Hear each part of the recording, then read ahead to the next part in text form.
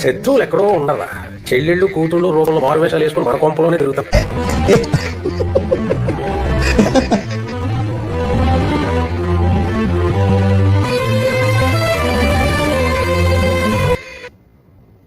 వస్తాడు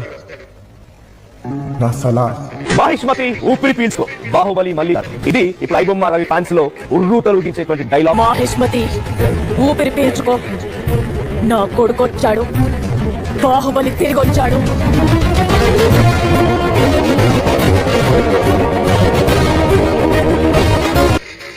అది ఎనర్జీ. ఐబొమ్మ మళ్ళీ తిరిగి వచ్చేసింది. Yes it's working. ఐబొమ్మ మళ్ళీ తిరిగి వచ్చేసింది.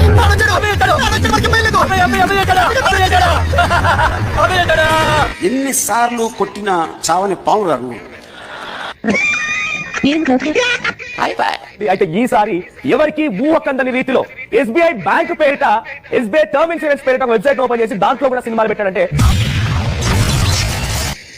ఏం మాట్లాడుతున్నావురా? వీడు మామూలు కాదురా బాబు. నిజంగా ఎవరికి అంత చిక్కడం లేదు. ఎన్ని దాచిపెట్టినా, ఎన్ని హార్డ్ డిస్కులు తీసుకొచ్చినా, ఎంత మంది టెక్నాలజీని డిప్లాయ్ చేసి ఐబొమ్మ రవిని కంట్రోల్ చేద్దామని చూసినా నో ఇట్స్ నాట్ వర్కింగ్. అదేం పనిచేయడం లేదు. కానీ వాడి మైండ్ సెట్, వాడి ఆలోచన మాత్రం పనిచేస్తోంది. IBomma is still on working. IBomma పనిచేస్తోంది. కొత్త కొత్త రూపాలు మారుస్తూ ఐబొమ్మ మళ్ళీ తెర మీదకి వచ్చింది.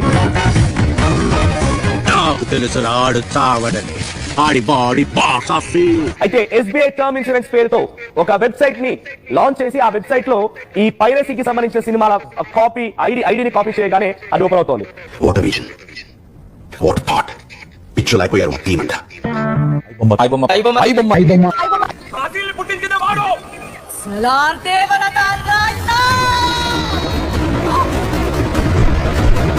సో ఇది నేను ఈ వార్త చెప్పడంలో నా ముఖ్య ఉద్దేశం మళ్ళీ పైరసీని ఎంకరేజ్ చేయడం కాదు, పైరసీని నిర్మూలించండి దయచేసి. సార్ 100 రూపాయలు.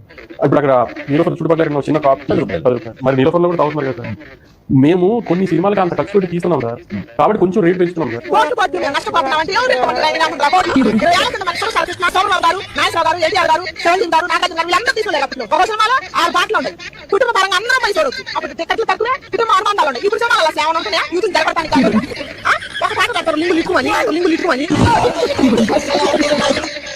కొన్ని సినిమాలు సార్, ప్రతి సినిమా ఇటీవల కాలంలో ఏ సినిమాకి 50 రూపాయలు రేట్ అసలు చెప్పండి. అదే అన్నాను సార్. ఇప్పుడు 150 రూపాయలు టికెట్ సార్.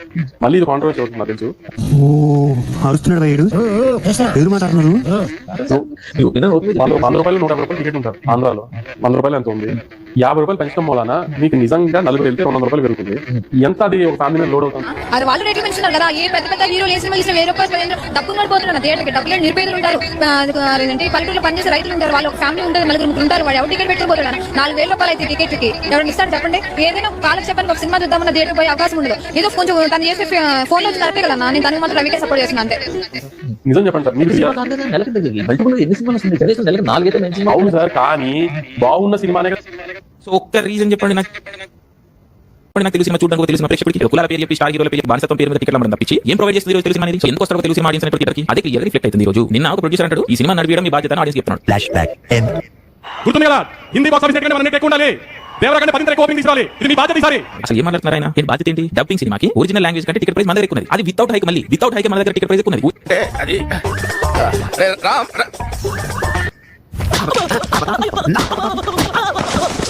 దయచేసి సినిమా రంగాన్ని కాపాడండి, సినిమా ఇండస్ట్రీకి సహకరించండి. చాలా మంది కార్మికులు, చాలా మంది పెద్దలు ఆధారపడుతున్నారు. 20 పాతికి ఉంటాయి, బట్ ఆ 25 సినిమాలు పైరసీ అవుతున్నాయి.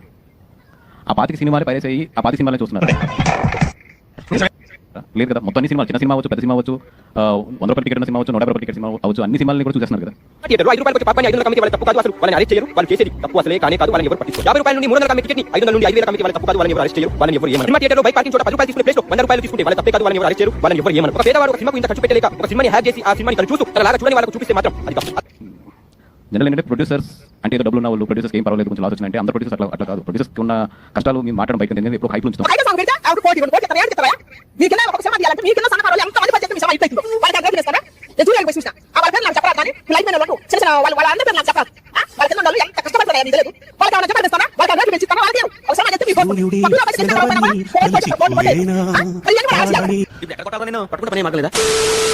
కానీ ప్రతి జనరేషన్ లోనూ ఆ కొత్త థాట్ ని ముందుకు తీసుకెళ్ళాడు మాత్రం ఒక్కడే వస్తాడు. మన టాప్స్ బేరర్ అంటారు. వెళ్తున్నారు చూసావా బాలెడ్డి?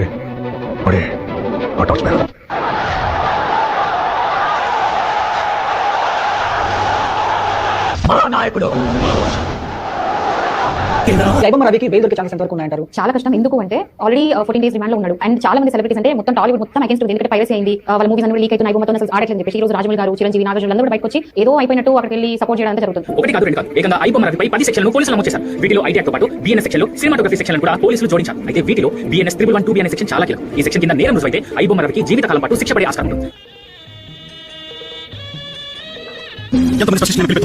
ఐబొమ్మ రావాలి ఇంత పెద్ద రచన ఐబొమ్మ తిరిగి కష్టం అలా అనగా సార్ మీరే ఏదైనా తీసుకోవాలి సార్. ఐబొమ్మ తీసుకోవాలి మీరు లేదు బాబు అంత ఛాన్స్ కూడా లేదు మనకు. మీరే అదండి ఇలా సార్ అనే పక్క తిరిగి రావాలి, మీరే కూడా చేయాలి సార్ ప్లీజ్ సార్. చెప్తే అర్థం కదా అసలు తిరిగి ఛాన్స్ లేదు. ఐబొమ్మ కేసులో అరెస్ట్ అయిన రవికి తన కేసుని వాదిస్తానంటూ విశాఖపట్నం చెందిన ప్రముఖ లాయర్ సాలి ముందు రావడం జరిగింది. ఆ గుండె మన ఎక్కడి కాదు సార్, 10 కోట్ల మంది జనం సొంతం చేసుకున్న గుండె సార్ అది. నువ్వు వాదించండి సార్ మా కోసం ప్లీజ్ సార్. తీసుకెళ్ళండి సార్ ప్లీజ్ సార్. రవి కోసం ఎవరు కూడా ముందుకు రాలేదు. నేను వచ్చిన తర్వాత నాకు సానుభూతి వచ్చేసింది. చాలా ఇది నిన్న చూస్తున్నాను మీమ్స్ సార్ మీ గుండె ధైర్యానికి మేము గుడి కట్టమంటున్నారు.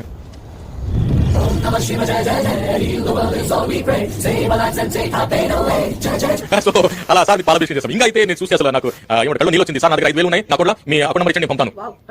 ఇంకా సార్ తెలంగాణ ఆంధ్రాలో 10 కోట్ల మంది ఉన్నారు సార్. మేము 1 రూపీ మీకు ఇచ్చేసి 10 కోట్లు ఇస్తామంటున్నారు.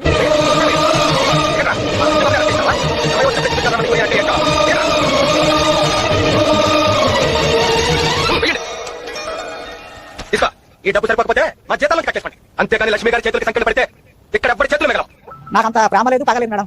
ఆడంటే ప్రేమ లేదు, నాకు పగలేదు. ఎవరు కర్మన్నాడు ఆడు చేసాడు ఆడ అనిపించాలా? మా దేవుడు అయినా నాకు పోలీసులు మరి ఏం చేస్తారో తెలియదు కానీ ఆడికి వచ్చి నా దగ్గర రాలేదు, ఆడలేదు కూడా, ఎవరు రాలేదు ఆడలేదు. మీకు నచ్చిన నచ్చకపోయినా నీకు ఒక్కడే మనసు. ఓకే నేను వేరే వెంకటరమణ. నిర్మాతలతో కూడా చాలా తప్పు ఉంది నాకు తెలిసి. అంటే ఇప్పుడు నేను సమర్థించలేదు, అది చేసింది తప్పే, సమర్థించలేదు. దీని కారణం అప్పుడు 100 వేలు ఇస్తే ఎన్టీ రామారావు నాయకులు యాక్ట్ చేశారు. ఓట్లు ఎందుకు వెళ్ళకపోతుంది? ఓట్లు ఇవ్వడం నిర్మాతలే తప్పు. నేను ఓట్లు ఇస్తే యాక్ట్ చేయను వదిలి వెళ్ళాలి, కొత్త ప్రోత్సహించడం. ఇది కరెక్ట్ చెప్పారు. ఎంగిలి మెతులు తీసుకొచ్చి దూతలేసిస్తే వాటిని బాగా రుచిగా ఉన్నాయని ఆరగించే వాళ్ళందరూ ఈ పైరసీని ఎంకరేజ్ చేసేవాళ్ళు. పైరసీ సినిమాలు ఎవరైతే చూస్తారో ఆ పైరసీ సినిమాలు చూసే వాళ్ళు ఎవరు అంటే దొంగ వేసే ఎంగిలి మెతుకులకు ఆరాటపడే వాళ్ళని అర్థం చేసుకో. ఏం మాట్లాడుతున్నారా? మాట్లాడు.